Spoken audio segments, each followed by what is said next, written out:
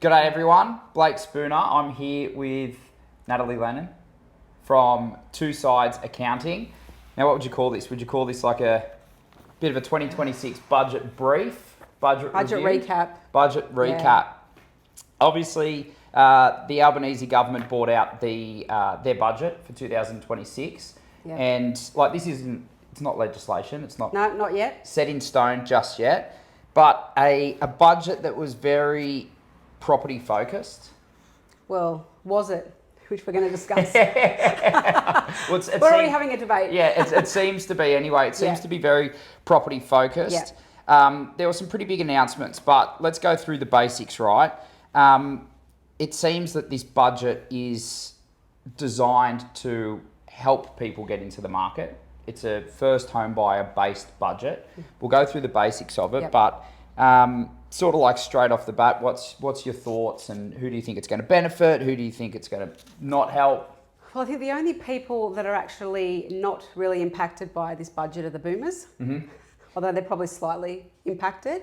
I think the way that this budget's been sold, without being too political, as you said, is to get the younger people on the property market. Don't think it's necessarily going to do that, which we will unpack, as we kind of go through.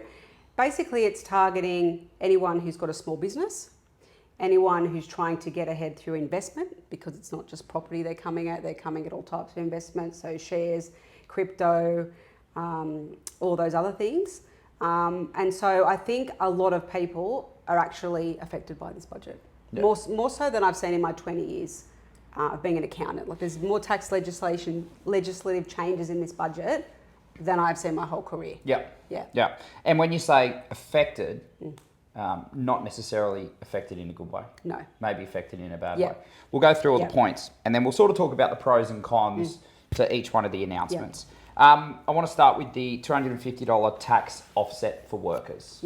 What is it? What does it mean? So basically a tax offset means it's not reducing your deductions, you're actually getting it back when you do your tax return. So you're getting the $250 back in your pocket. Now, not everybody's going to get that back. It's for working Australians. Now, whilst we don't have the fine print because it's not legislated yet, I take that to mean if you're a salary or wage earner, then you're going to get this $250 credit. Now, even though I said it's a cash back, it's not necessarily a cash back if you haven't paid any tax. So if you're a worker and let's say your taxable income's only $18,000 and you're under the tax-free threshold, you won't get that $250 back. So it's not a refundable tax offset, but it is an offset. Just to, our tax system is so not complicated. To those that get the $250 tax offset, good on you. Thanks, Albo. Yeah, happy spending. The $1,000 instant tax deduction. So that one works a little bit differently.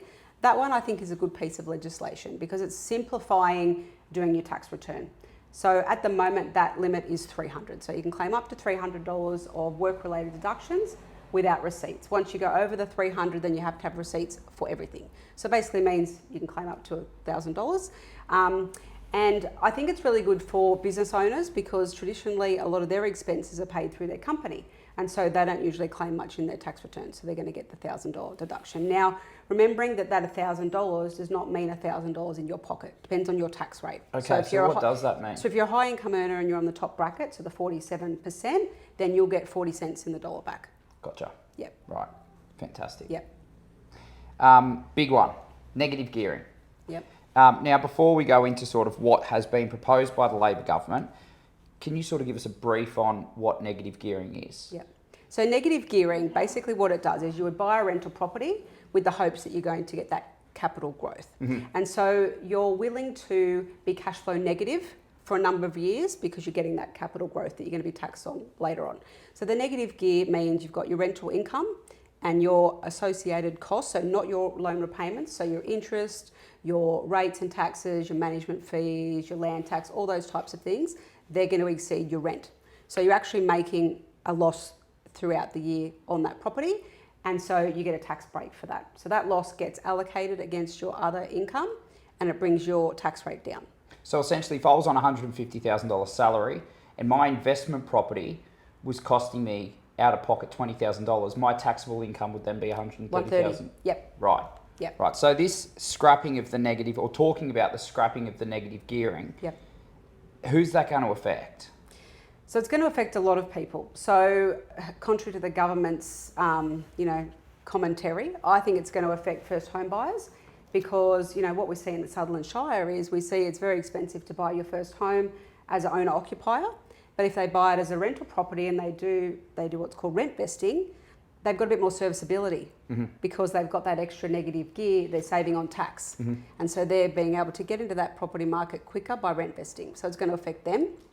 I think it's also going to affect, anyone who wants to buy an investment property, who might be a higher income earner and they might think, okay, I'm going to buy an investment property, save on the tax, and that's going to help me to, build my investment portfolio. And that's the main thing that they're trying to stamp out, right? They're trying to stop people from just building these investment portfolios, taking all the property for themselves when the first home buyers can't get onto the ladder. So pros and cons. It's going to do a little bit, but I don't think it's going to do as much as they thought. Substantial amount. Yeah. And on that though, the way that they've done it is if you hold it in existing investment property, they're going to grandfather it. So basically they're going to honour it. You can continue to negatively gear.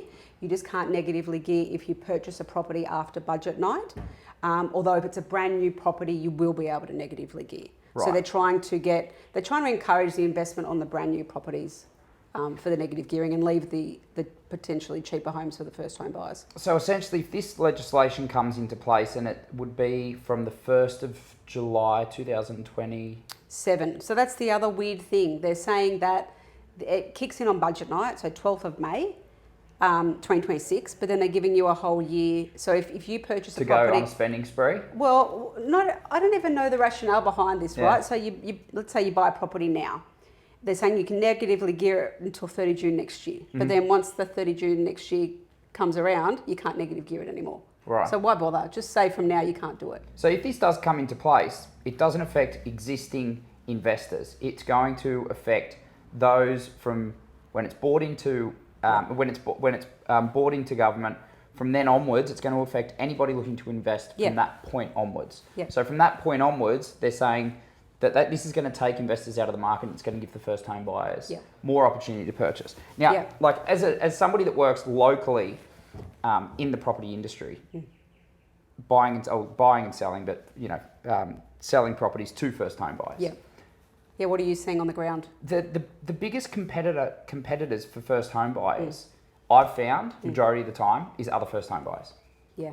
It's a different market, right? Rarely have the investors been competitive against first home buyers. The best buyer for anything is somebody that's emotionally attached to something. It's willing to pay what they need to pay to secure it. And majority of the time, a first home buyer will look at a property more emotionally than somebody that's looking to invest. So it might mean something more to the first home buyer. They're willing to outbid an investor who's buying something logically. If it's worth $1 million and the rent's only $700, they will only go up to $1 million.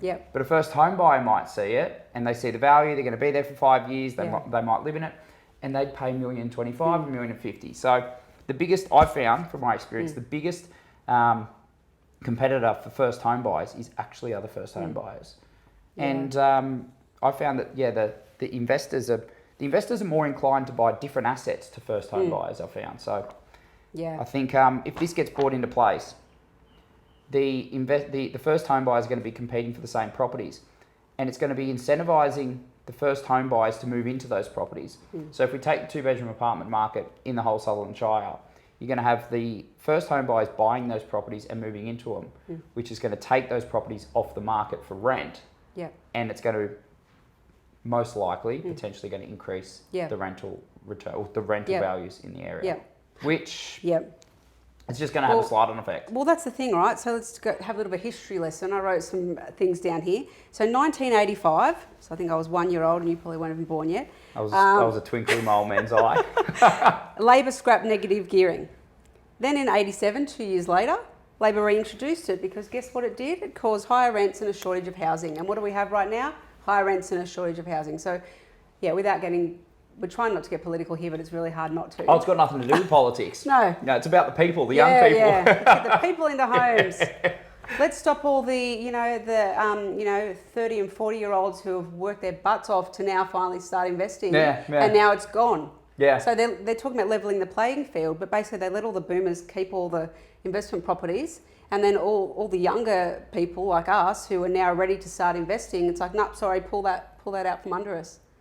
While we're on that point, if this all comes into play, for somebody that's got themselves to a point where they're ready to start investing, you don't have to own it outright, but like you've got your own home, you're financially secure, Yep. you've got disposable income that you can go invest. Yeah. How do you get ahead? What do you do? So at the moment, the accountants are all kind of discussing this, and we're like, hey, what do we advise? What's the next step forward? So we're talking about super. So super's been relatively untouched. There has been some legislation changes in the last couple of years to super. And I don't know if I trust the government, because I think once they finish with trust, they're going to move on to super. But for us in our 40s, we're more thinking we don't want to do super just yet, and it might be talking about putting properties in companies. Now, for years and years, because of the 50% CGT discount, which we're going to get to in a minute, companies didn't get that. And so a lot of people went, we're not going to put property in companies because we don't get that 50% discount that we want. So we're going to do it in our individual names, and super funds also get that 50. They get a third actually. So I think we're going to see a lot more people go back to buying in companies. Right. So let's go on to the CGT changes. Yep. So the 50% CGT discount's been changed for future investments. Future investment properties may no longer receive the 50% discount. Yep. Do you want to go into the index system and how that works? Or do you want to, maybe we just explain, not make it complicated, and I want to stay awake. So we won't talk about the indexation of capital gains, but the 50% capital gains changes. Yep. What's that? What's it mean? So once again, the way that it was introduced was this is property, right? But the 50% general discount is not just property, it's on shares, it's on business sales. So if you have a business that's not a small business, so your turnover is over $2 million and you don't pass the net assets test of 6 mil, so bigger businesses, then you're going to basically be paying tax on the whole gain once you sell your business. So that's why we've seen on Facebook and Instagram, Albo's business partner getting 47% when we sell our new business partner, because when they sell now, they're going to give half to the government, whereas before they would only be taxed on half of it. Now, sorry to interrupt, with property, will this be grandfathered also? No. Holy shit. So this is not grandfathered. So if you have an existing investment property and you don't sell, and this is the kicker, right? If you sell it before 30th of June next year, you get the discount. Right. So that's going to help with housing if people do rush in and sell. But if you hold until 30th of June next year and you sell after that, you don't get the discount. And so we can just touch on the indexing. So I think when I first started as an accountant, the indexing was still kind of in, and I did a few calculations for it. And basically, it's a more convoluted calculation. The government argues that it's a more even way to calculate it, because it's basically you take the cost and you increase it for inflation. Mm-hmm. So it's saying it's more in line with your actual gain and it's fairer and all these things. But it's a very convoluted kind of process, which means the average person who wants to do a rough calculation on what their capital gain might be without having to go to an accountant, they can use the ATO calculator, but it's complicated. Right. So instead of us just going, oh no, take 50% and just work it out, you now have to do this convoluted calculation. Gotcha. Okay, so you can still get ahead, but slowly at the same rate as everybody else. Yeah. Maybe. Which is kind of what the government wants, right? Cool. Yeah. Nice. So that's achieving. See you all at the finish line. I know. Should we just sell our business before 30th of June and do something else? I don't know. So let's say, for instance, like I've got a business now and I've got a plan to retire in 10 years. This legislation comes into place. Yep. And it stays in place up until I sell my business in 10 years' time. Yep. Essentially 47% of what I sell my business for, I'll be taxed on. Well, you might get the small business concessions, although maybe not, because... I'm talking about retiring, so hopefully not. Well, sorry, the test I was talking about for is, there's a couple of tests. So it's either your turnover's under 2 mil or your business assets are under 6 mil. Gotcha. So if you've got properties in your personal name, they're not included. And this is something that we worked out the other day, but if you start buying properties in companies and you get over the 6 mil, then you're not going to get the small business concessions. But if you get the small business concessions, you basically, one of the main concessions is 50% off. So you're going to pay tax on 25% rather than 50%. Yeah. So yeah, it's a little bit better. Okay, sounds complicated. Yeah. Maybe if you're looking at retiring in the near future, this legislation comes into place, just speak to your accountant. Yeah. You don't want to do your numbers and then realise that 25% is gone. Look, an extra 25. There is some other way, like we're talking about, like they're giving you time to potentially restructure. There is there's some planning that needs to be done before we freak out and before we sell everything. Yeah. But It's not as good as it was before. Yeah. Okay, so let's touch on the winners and the losers. Now, I've made a few points. Yeah. Winners are workers and employees, first home buyers, small businesses, healthcare users, and then obviously construction and new housing sector. Because the government is incentivising new properties, gearing them, sort of incentivising the construction of new properties and incentivising investors to go and purchase new. The losers, property investors, past 1st of July 2027. Landlords, high income trust structures. Actually, while we're on business that... owners need to go in there too. Yeah, they say small business in winners. Business owners can be winners and losers, really. I don't know how they're winning, but anyway. High income trust structures. So the trust, they're looking at abolishing the... Yeah, so the trust... structure of trusts. The trust is a big one. The government's been talking about coming for trusts for a long, long time because they know that, the rich like to use them to raw tax.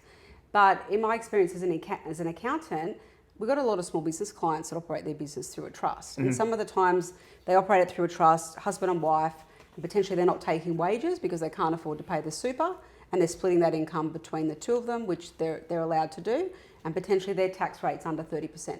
So now what's going to happen is the government's saying, well, if you use a trust, you've got to pay minimum 30% tax. So they're going to get taxed high. So we're going to have to look at restructuring those.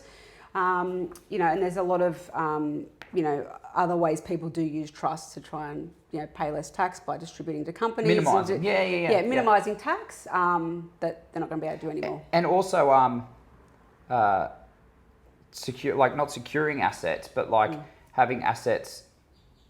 Define what if I own a property in a trust, what does that do? Like if something happens to me personally, the property's safe.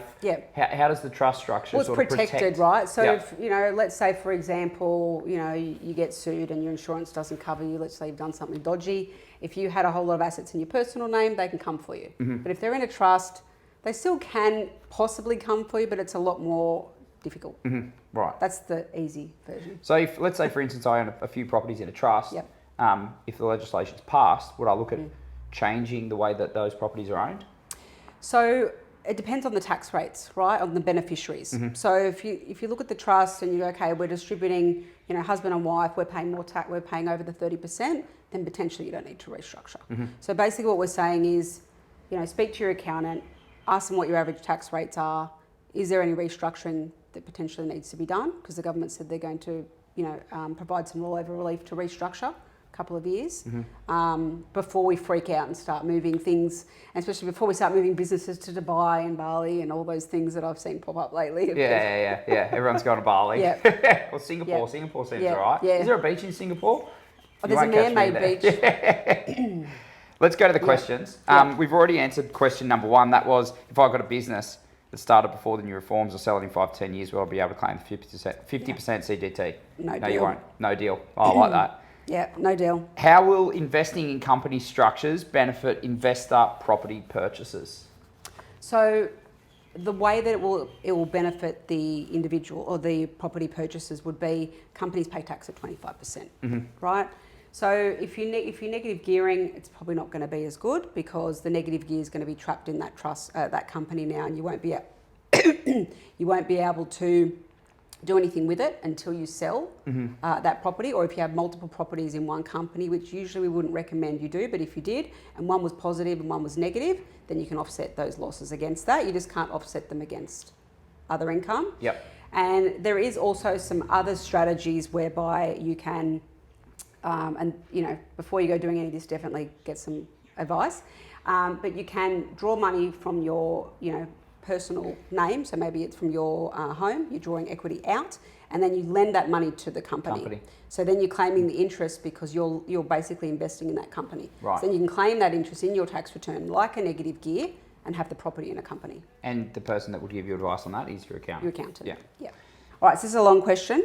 So we have a property we bought in 2010, which was initially an investment. We knocked it down, rebuilt our own home, and now we've lived there for 1.5 years. It's our principal place of residence. Due to the large loan, we were thinking of renting it out. Will we still get negative gearing? And can we rent it out for 6 years and not pay capital gains? All right, so this is a very long and loaded question. So first one was, and this is a bit of a loophole that, we don't know if we should talk about too much because the government might then decide to crack down on it. Holy hell, somebody made money. But the way that they've announced the negative gearing, I think we might have touched on this before, is that it's for if you already own the property prior to budget night, you can negative gear it. So there's nothing in there that says you can't take your existing principal place of residence, so your home, rent it out and go rent somewhere else or buy something else and negative gear it. So that's a bit of a loophole at the moment where people are like, okay, well maybe I'll do that instead of buying a new residential property to do the negative gear. The 6-year rule is still in. So basically this property though, it has been an investment and their home. So you always need to look at the total period of time and how many years it was rented versus not rented. But the 6-year main residence rule basically means that if you live in your principal place of residence, so your home first, and then you rent it out, you can essentially return back to your house within 6 years and there's no capital gains tax on it. And then the discount, so no, they wouldn't get the discount. So like we said, the discount's not being grandfathered. So grandfathering is basically a legal term that means existing arrangements already in place. So the only thing that's really been grandfathered is the negative gearing. All right, so there's a few other ones that we missed that are kind of a bit more under the rug, more, the accountants flagged them. Oh, this is fine print? The fine print. The fine print? Yes, the fine print. Love a bit of fine print. Yeah. So the capital gains are going to be taxed at a minimum of 30%. So not only are we not getting that 50% discount, I know there's a lot of numbers going on here, but they're also being taxed at minimum 30%. So what that means in practice is if you're selling shares or you're selling crypto, and let's say you're a low income earner. So maybe you've just started working and your income's quite low and you're trying to reinvest a bit of that money to build your nest egg or whatever. When you sell that, even if your tax rate is say 20%, the government says, no, that's not right. We're going to tax you at 30%. Yeah. So basically they're trying to say they want any income from investments to be taxed the same way as wages and make it fair, but they're not thinking about the young people. They're trying to say they're stopping, for example, the boomers, or, as you retire, waiting until you retire to then start selling off the assets, or, preventing, let's say, you go on maternity leave and you're not working and you go, okay, I'm going to sell my shares now because I don't have any other income. So basically saying, no, we don't want you to do that anymore. So they're taking away some of the planning opportunities that we have. So that must be why my wife hasn't started day trading while she's been on maternity leave. She knew it was coming. Future. Yeah. Wow. Yeah. There we go, Till. You picked it. And the other big one, which none of us saw coming, was that the government, in all their wisdom, has decided they now want to bring back pre-CGT assets. So assets that were bought before you were born, just after I was born, 1985. They want to tax them. Why not? Why not? Get them into the system. Yeah. Bring them in. So don't worry, they're not going to tax based on the gain from 1985. What they're going to do is they're going to make everyone in Australia who's got investments on the 30th of June 2027, they want you to have that valued. Oh, you're kidding? No. So the if you're a business valuer, valuers? Yes, all the accountants are like, okay, how do we learn how to become a business valuer? Yeah, well and truly. Not a business valuer. How do we learn to become a property valuer or a business valuer? They'd be run off their feet. Because 30 June next year is, Yeah. So that was a crazy one that no one saw coming. And I don't know, I have heard some whispers that one might be wound back because there was a bit of outrage on that one. Yeah. Now, this is just more so a bit of chat. Should we talk about the family home or should we just not bring it into the equation? Albo said that he wouldn't touch the family home. Do we trust Albo? Yeah. I don't know. I feel like maybe that's one thing we can. I feel like he's so hell-bent because he grew up in Housing Commission and I get it. Well, I don't get it. I didn't grow up in Housing Commission, but, I think his personal... circumstances or upbringing. So it's like family home. So he's hell-bent on the family home. I don't think he... Well, what do you think? I hope not. Yeah, because the sale of a family, like your principal place of residence, that's essentially the only non-taxable event. Yeah, and I think we're going to see a lot more people Double down. holding on to those Yep. and like instead of going down the investment route. Yeah, I agree. Yeah, mums and dads, and if they've got money put aside and they've got good income, rather than going and purchasing investment properties, they're more than likely going to upgrade their family home. Yeah. Because they sell their family home, they don't get taxed on the gain. Yeah, which is what Unless the it government has- wants. So unless they bring that in. Yeah, unless they bring that in as well. Yeah. And then they'll be upgrading family homes, so maybe there will be a divide from the bottom of the market to the top of the market. Anyway. Yeah, I don't know how good that is for a real estate agent if people are going to be holding and not buying as often. Oh, well. People still be buying and selling. Yeah, exactly Yeah. right. I'm using a trust structure for my company. Should I change this or should I keep on using it? So like I said before, A, it hasn't passed. B, we need to look at all the fine print. C, you need to speak to your accountant and look at your actual situation. See what your tax rates are and whether you do need to restructure or not. When should I start talking to my accountant about these things? We've got a whole year. Okay. So probably don't rush in and if you really want to speak to your accountant right now, then email them. Join the queue. I think I've got maybe 5 spots left until 30th of June. I'm like, can we just wait? You've got time. Yeah. I think we've already gone through who will the changes affect mostly. How does capital gains get calculated? Look, I think we've touched on that, but maybe we'll just go through it. What should I be asking my accountant about my current structure? Or should I just chill out for a little bit, see what happens, see what's been brought into place? Well, chill out for them. It's interesting because whenever we get some changes in legislation, everyone just wants to, talk about it. And I always say to my clients, until it's passed, apart from this time, this time it's quite substantial, people are freaking out. But I always say to my clients, until it's passed, I'm not looking at it. Because there's been times, like I remember during COVID, I feel like I got PTSD, where I'll never forget, it was Good Friday, and I'm sitting there reading this JobKeeper legislation that legit, and no word of a lie, they updated every day. Pre-chat for a week. We had to actually do some work back then. And they changed it every single day. Yeah. And it just did my head in. And so I'm like, we just wait until it actually comes out. Obviously we've got to still talk about it because we want the government to listen and hopefully make some changes. But we just need to wait, see what's in the detail. Yep. And then review our structures. Done. Yep. Sounds good. Yeah. Any questions, don't reach out to Nat just yet. But if they want to find you, Nat Leno. Nat Leno on all socials, TikTok, Instagram, Natalie Lennon on LinkedIn, my accounting firm, Two Sides Accounting. Yeah. And any real estate questions, call me. Yep, call Blake. Good on ya. Thank you. Thank you.